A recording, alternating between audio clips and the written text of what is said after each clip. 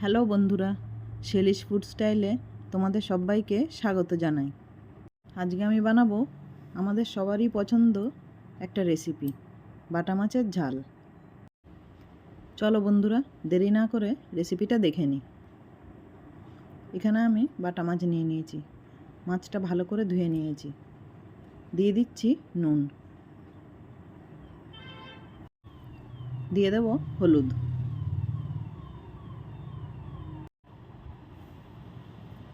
নুন আর হলুদটা মাছের সাথে মেখে নিচ্ছি।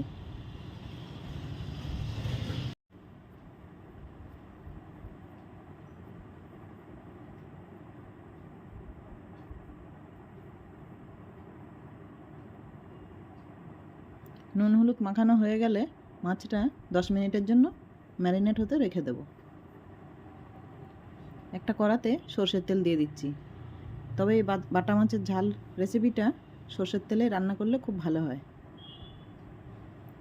নুন হলুদ মাখানো মাছটা তেলের মধ্যে দিয়ে দিচ্ছি।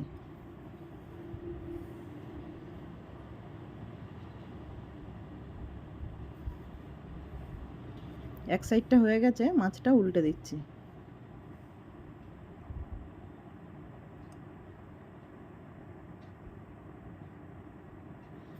মাছটা ভালো করে লাল করে ভাজা হয়ে গেছে।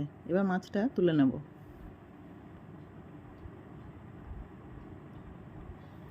বাকি মাছগুলো আমি ভেজে তুলে নিয়েছি। দিয়ে দিচ্ছি কালো জিরে, দিয়ে দেবো একটা পেঁয়াজ কুচি,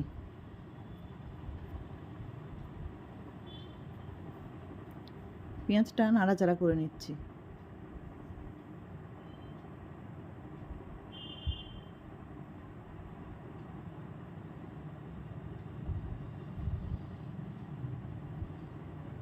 দিয়ে দেব চেরা কাঁচা লঙ্কা, দিয়ে দিচ্ছি একটা টমেটো কুচি।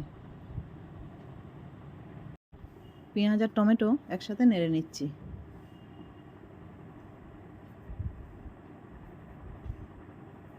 দিয়ে দেব স্বাদ মতো নুন।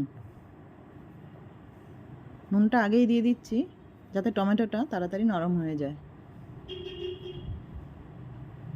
টমেটোটা পুরোপুরি নরম হয়ে গেছে। এই সময় দিয়ে দেব লঙ্কার গুঁড়ো আর দিয়ে দিচ্ছি হলুদ। দিয়ে দেব সামান্য জল। মশলাটা একসাথে নেড়ে নিচ্ছি।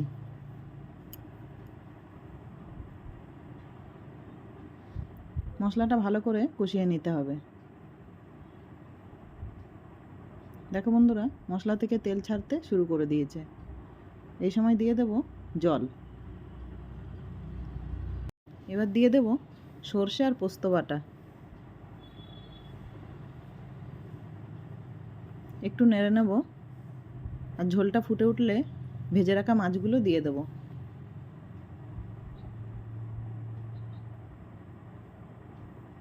5 থেকে 7 মিনিটের মতো আমি ঢাকা দিয়ে দিচ্ছি। কিছুক্ষণ পর ঢাকা খুলে দেখে নিচ্ছি। ঝোলটাও অনেকটা শুকিয়ে এসছে, রান্নাটাও হয়ে গেছে। দিয়ে দেবো ওপর থেকে কাঁচা সর্ষের তেল। তো বন্ধুরা, বাটা মাছের ঝাল রেসিপিটা পুরোপুরি রেডি হয়ে গেছে গরম ভাত দিয়ে পরিবেশন করার মতো। এবার একটা প্লেটে সার্ভ করে নিচ্ছি। দেখো বন্ধুরা, কত লোভনীয় দেখতে হয়েছে আর খেতেও খুবই অসাধারণ। বন্ধুরা, ভিডিওটা ভালো লাগলে একটা লাইক দিয়ে দেবেন আর কমেন্ট করে জানাবেন রেসিপিটা কেমন হয়েছে।